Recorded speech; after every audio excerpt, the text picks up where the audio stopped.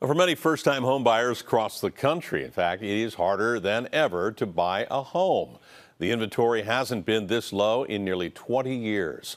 Only on 5 tonight, Betty Yu met a young couple house hunting in San Francisco with a budget of more than $1 million. So this is the kitchen living area. This is right on the corner of 7th and Howard. So it's a little bit of a busy corner, but as you can see, pretty quiet in the unit. Natalia Melendez and John Uphoff are looking to buy their first home. They're both 32 and moved here from the Midwest with Silicon Valley dreams. 2 months ago, they had their first child, Jason. So now they're in the market for a 3-bedroom. We need to buy a house to save money.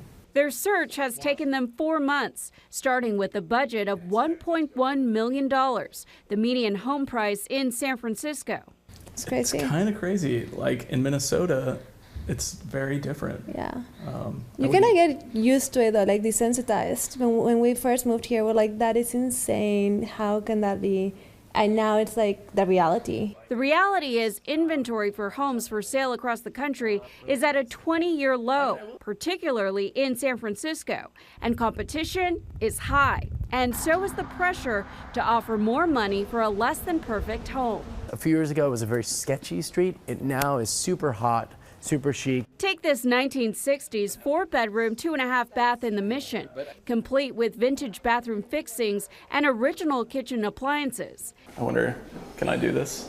I have no idea how you would even use that. This cosmetic fixer-upper hit the market at $1.3 million. Within a week, the seller received 28 offers. For this young family, even stretching their budget to $1.4 million wasn't enough to compete. In the end, the home went for well over $2 million, $700,000 over asking. This is a lower market than it was a couple years ago. It just doesn't look like it. Again, inventory being so low, we still have plenty of buyers out there. Still about 25% are all cash. High-end realtor Justin Feichelson says that leaves his clients with few options. Currently, they pay $7,000 a month to rent a 2-bedroom at Nema, a luxury high-rise.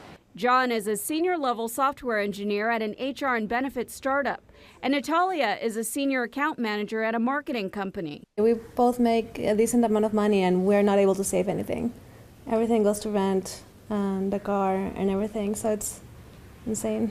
New research shows that nearly half of the millennials living in the Bay Area are looking to leave in the next few years because of sky-high housing prices and cost of living.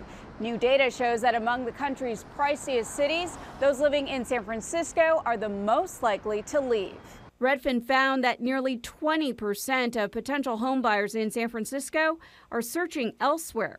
Top destinations, Sacramento and Seattle. It's difficult. Yeah, I mean, it's one thing if you're a single person or you're a couple, but when you have a young family and you have kids and you need separation of spaces, it can be a challenge. Still, this family says the convenience of living in a vibrant, walkable city near friends is keeping them here.